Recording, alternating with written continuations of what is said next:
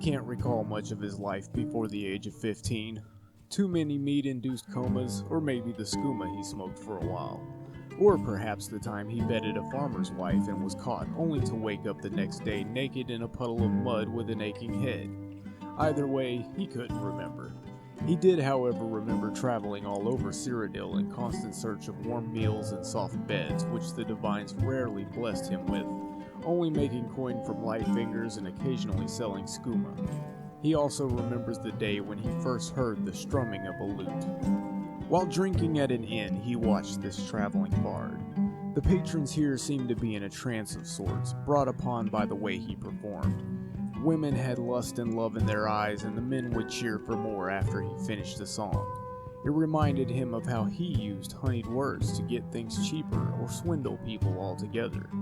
When he knew he must learn this trade for himself was when even the innkeeper offered the bard a room free of charge for his performance.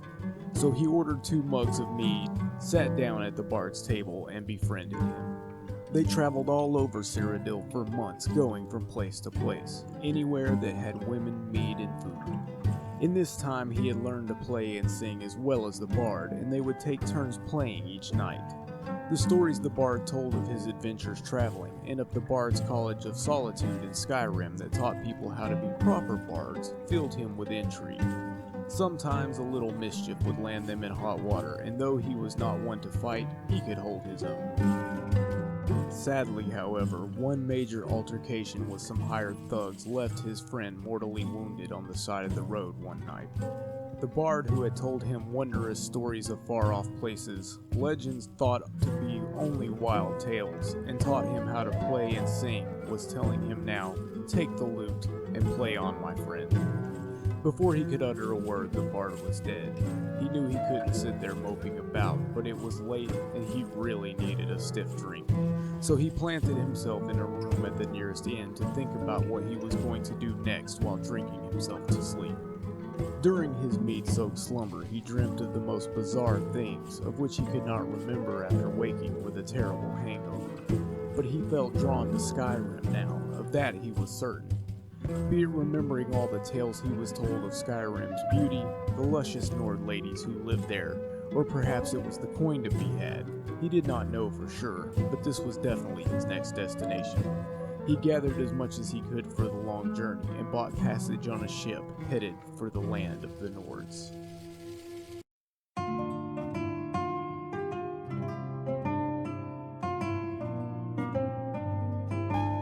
The bard is a character entirely driven by pleasure. He has 2 loves in life, gold and women, not necessarily in that order.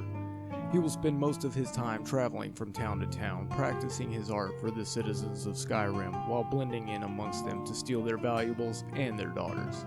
He will spend nearly as much time chatting up the local wenches, ever in search of a little downtime. As often as possible, he will use his silver tongue to convince others to see things his way, get himself out of trouble, and squeeze others for all they have. Failing that, he's not beyond slipping a little coin their way as incentive. He won't side heavily with any faction, being self-absorbed and cowardly as he is, but if the reward is fat enough, he can be coaxed into taking on many different quests for gold, glory, and of course women.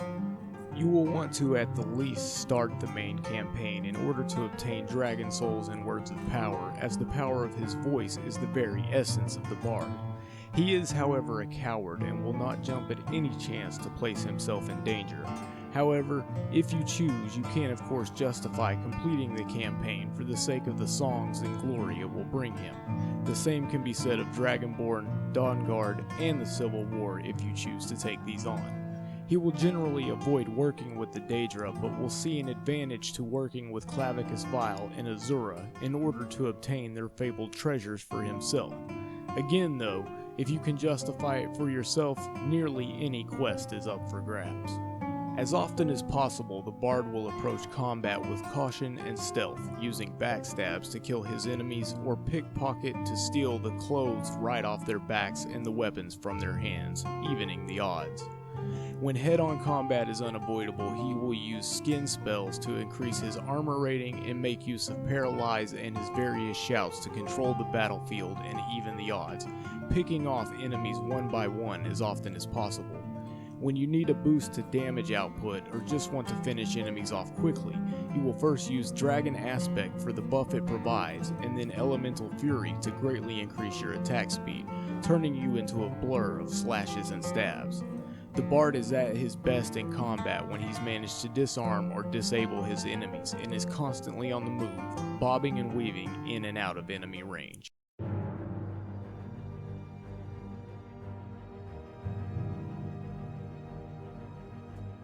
Being an Imperial, the Bard receives plus 10 to Restoration and plus 5 to Block, Destruction, Enchanting, Heavy Armor, and One-Handed, of which he will make use of One-Handed and Enchanting. More importantly, he will receive the racial power Voice of the Emperor, enabling him to pacify people for 60 seconds once a day, and Imperial Luck, increasing the amount of gold found in containers, which is useful since he will pinch every septum he can find.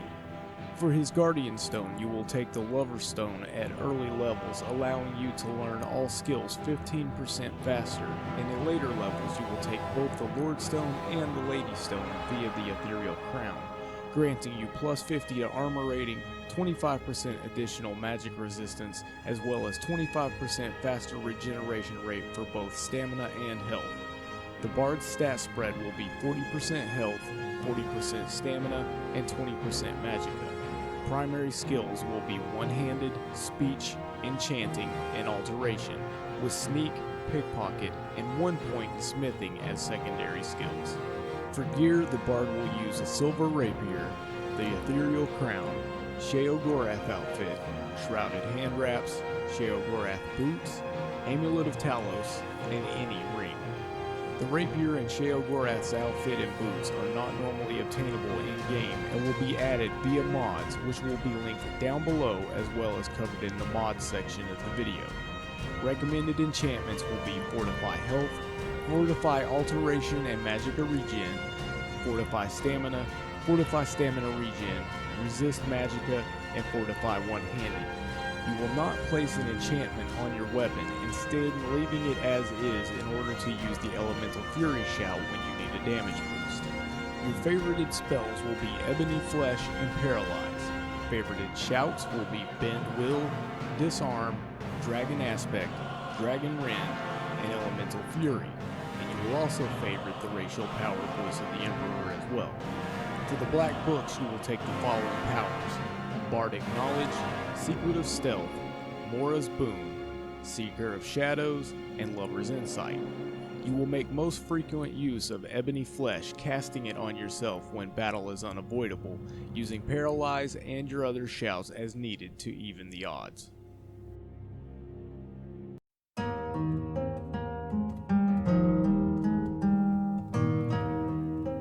One-Handed Perks, you will take 5 points in Armsman, granting you 100% increased damage with one-handed weapons. Fighting Stance, reducing the cost of power attacks with one-handed weapons by 20%. And Savage Strike, causing power attacks to do 25% more damage with a chance to decapitate enemies. In Alteration, you will take Novice, Apprentice, Adept, and Expert Alteration, reducing the cost of associated spells by 50%. Alteration Dual Casting, allowing you to overcharge your spells and make them more powerful. 3 points in Mage Armor, making flesh spells 3 times more powerful when not wearing armor. 3 points of Magic Resistance, which will block 30% of spell effects. Stability, extending the time of alteration spells. And Atronach, to absorb 30% of spells cast at you.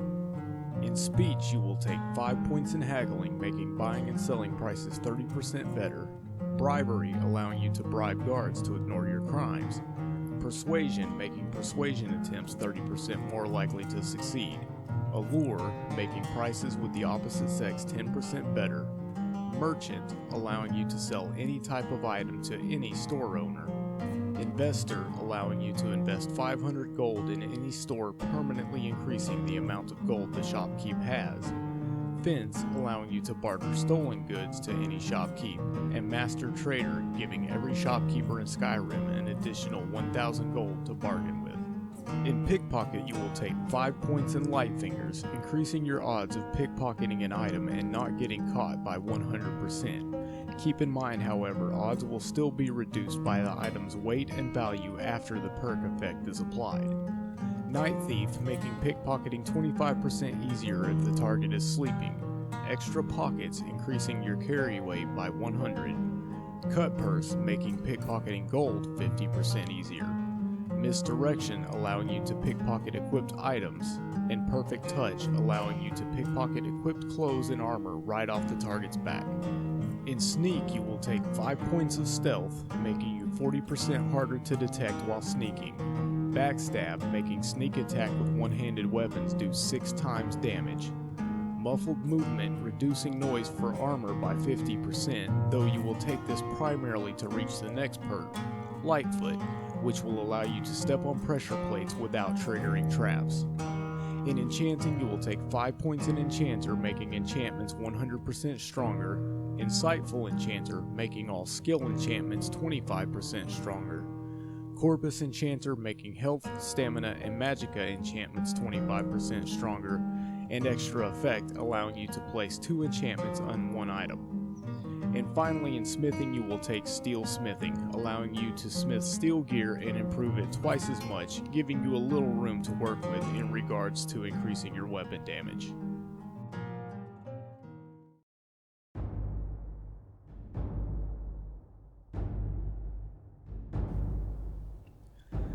As this is intended as a modded build, it's high time we covered the mods you will need to get the most out of it. Most importantly of all, you will need Become a Bard, allowing you to play in-game instruments, perform for tips as well as a night's bed at inns, increase your speech via your performances, and obtain several additional perks provided by becoming more skilled in the art throughout frequent use. Next, you will want Immersive Winches and Deadly Winches to further the roleplay value of the character, allowing you to fornicate with barmaids across Skyrim, as well as adding many deadly female characters to the leveled list for enemies. After all, the bard is more than a bit promiscuous, and not all of the women he beds will take lightly to being used. Many even joined or started bandit companies in hopes of one day finding him and repaying the favor. For your gear, you will need a Sheogorath's outfit mod, of which there are many. I will link my recommended one down below, but keep in mind, it will allow you to create the outfit in non-armored, light, and heavy armored versions, but for the sake of the build, we will stick with unarmored. You will need Heresy Gear Silver Rapier for your weapon, and finally, Alternate Start Live Another Life, for which you will choose the I Arrived on a Boat option and start in Solitude, allowing you to join the Bard's College from the beginning of the game. And that, my friends, is the Bard. Thanks so much for watching. If you enjoyed the video or the build, please be sure to leave us a like, drop us a comment, and of course, if you aren't already, be sure to subscribe for more. I'm Shadowlord Zero of MasterQuest Gaming, and I will see you next time when I return with a brand new Skyrim build, the Spell Sword. Happy questing, everybody.